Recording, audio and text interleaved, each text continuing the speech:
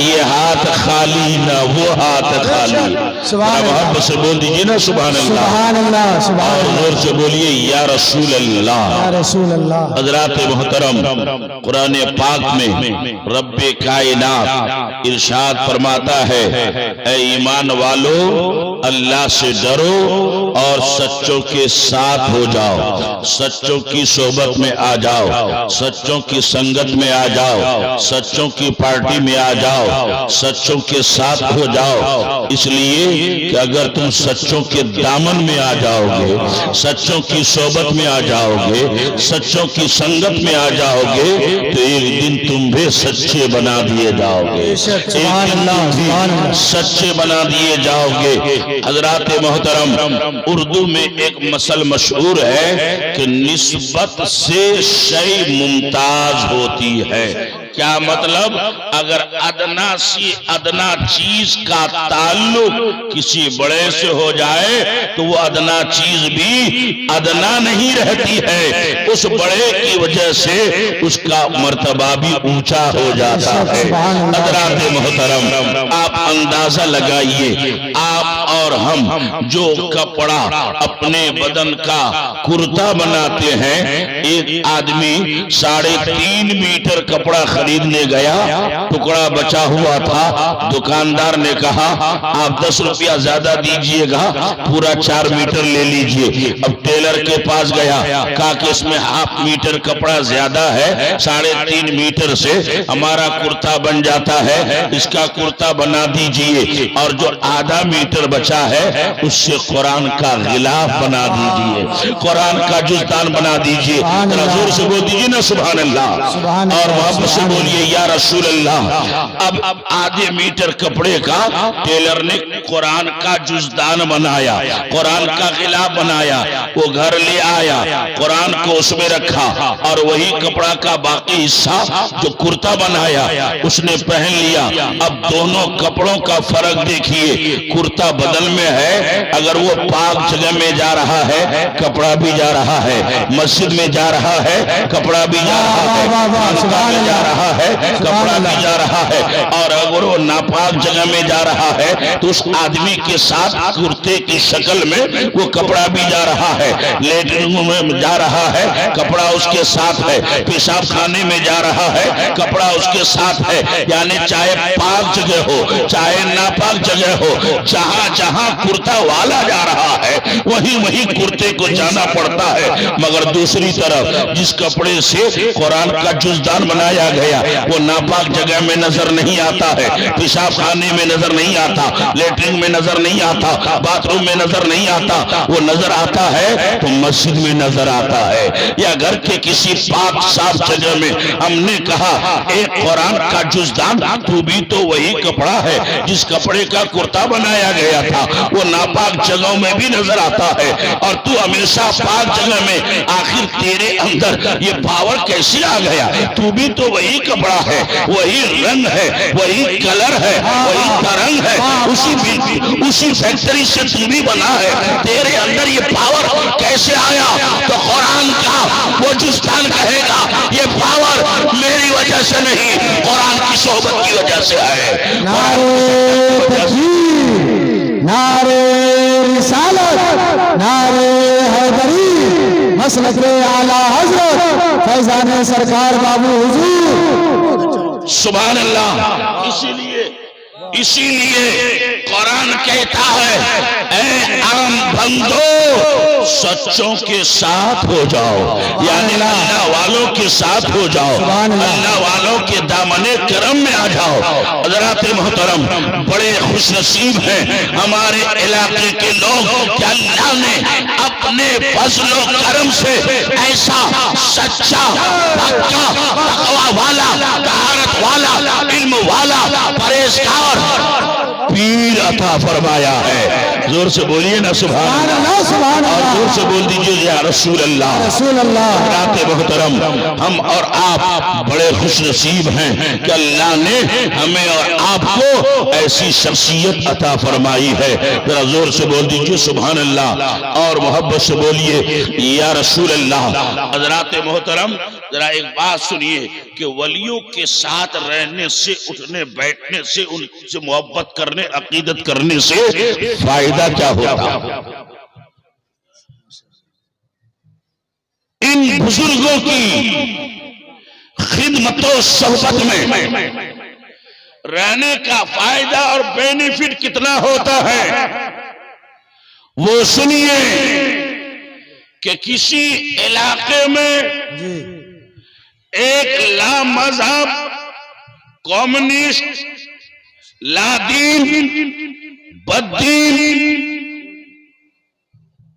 اعلان کرنے لگا کہ کوئی خدا نہیں ہے، لا مذہبیت کا اعلان، اس علاقے کے لوگ پریشان ہو گئے کہ اس کے ساتھ کیسے بحث کیا جائے، اس کے ساتھ کیسے دلیلیں پیش کی جائے۔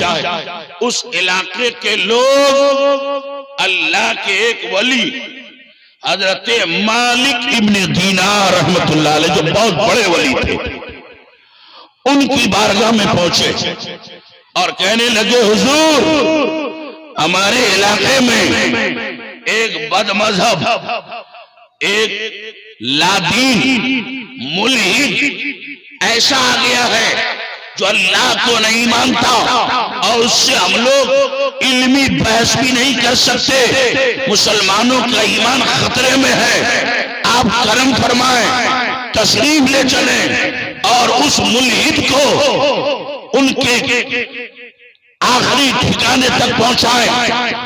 حضرت مالک ابن دینار فرماتے اچھا یہ بات ہے کہ ٹھیک ہے، گھبراؤ مت، میں جاؤں گا اور اس کو میں دلیل کے ذریعے سمجھاؤں گا کہ اللہ ہے اور ضرور ہے۔ چنانچہ مالک ابن دینار اس علاقے میں پہنچے اور اس کمیونسٹ، بد مذہب، لا دین، ملحد اس کو بلایا گیا۔ اب ایک ولی کی صحبت کا فائدہ دیکھیے۔ حضرت مالک ابن دینار کہتے ہیں او ملحد، تو اللہ کو نہیں مانتا ہے تو ایک کام کرو، ایک بہت بڑے تنور میں، چولہے میں آگ جلائی جائے اور اس میں تم بھی اپنا ہاتھ رکھو۔ مالک بھی دینار کہتے ہیں میں بھی اپنا ہاتھ رکھوں گا۔ سبحان اللہ بولیے، سبحان اللہ۔ جس کا ہاتھ جل جائے سمجھ لینا وہ غلط ہے، وہ ناحق ہے، اور جس کا ہاتھ آگ میں بھی نہ جلے سمجھ لیا جائے گا کہ وہ حق پر ہے۔ وہ ملحد، وہ بے دین بڑا چالاک تھا، وہ تو جانتا تھا کہ ہم تو غلط ہیں، ہمارا ہاتھ تو جلے گا ہی۔ اس نے فوراً کیا کہا کہ اے مالک ابن دینار، ہمیں آپ کی بات، آپ کی شرط منظور ہے، آگ میں ہاتھ ڈالا جائے گا، لیکن ایک شرط ہماری بھی ہے۔ مالک ابن دینار اللہ کا ولی، وہ کہتے ہیں کہ تمہاری شرط کیا ہے؟ تو وہ بے دین، وہ ملحد، وہ کہتا ہے کہ آگ میں ہاتھ آگے پیچھے نہیں، ایک ساتھ میں ڈالیں گے، ایک ساتھ میں ہاتھ ڈالیں گے۔ اللہ کے ولی حضرت سیدنا مالک ابن دینار رحمت اللہ علیہ نے فرمایا ٹھیک ہے، ایک ساتھ ہی ہاتھ ڈالا جائے گا۔ حضرات آپ ذرا توجہ فرمائیں کہ اللہ کے ولیوں کی صحبت کا، سنگت کا اثر کتنا اچھا ہوتا ہے۔ حضرات محترم سبحان اللہ، یہ آپ حضرات آتے رہیے، کوئی منع نہیں ہے، ڈسٹرب نہیں ہے، لیکن جو لوگ کھڑے ہیں وہ آ کر کے ضرور بیٹھ جائیں۔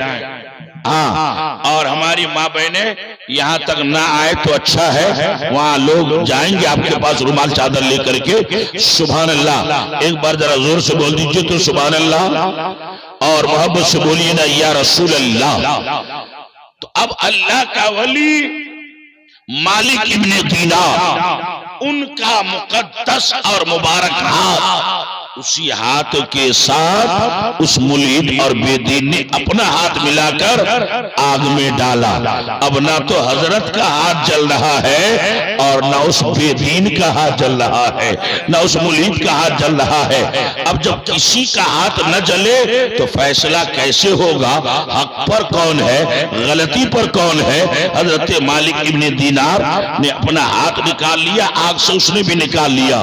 مالک ابن دینار نے رب کی بارگاہ میں عرض کیا، پروردگار عالم، میں تیرا ماننے والا، میں تیرا چاہنے والا، میں تیرا کلمہ پڑھنے والا، میں تیرے رسول کو ماننے والا، میرا ہاتھ نہیں جلنا چاہیے، مگر میرے ساتھ یہ باطل ہے، یہ بے دین ہے، یہ ملحد ہے، اس کا تو ہاتھ جل جانا چاہیے۔ آخر اس کا ہاتھ کیوں نہیں جل رہا ہے؟ تو غیب سے آواز آتی ہے، اے مالک ابن دینار، اس کا ہاتھ تو جل جاتا مگر اس نے اپنا ناپاک ہاتھ تیرے پاک ہاتھ سے ملا رکھا ہے، اس کی برکت سے اس کا بھی ہاتھ نہیں جل رہا ہے۔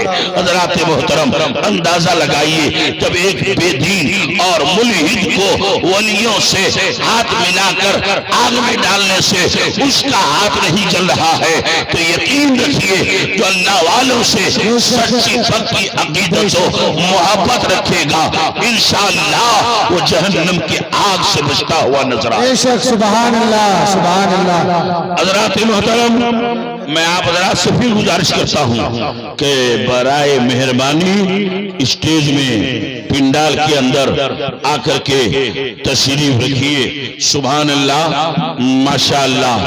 حضرات، چونکہ ٹائم بہت مختصر ہے اور 2:30 بجے سرکار باب حضور کو یہاں سے کہیں اور جانا بھی ہے، اس لیے میں بڑی جلدی کے ساتھ آپ کے سامنے 10-11 ہو گیا، چندہ شروع کر دیں۔ میں بڑی جلدی کے ساتھ آپ سے ریکویسٹ، اپیل، درخواست، گزارش کروں گا کہ اس بھرے مجمع میں اولاد رسول کی محبت میں سرکار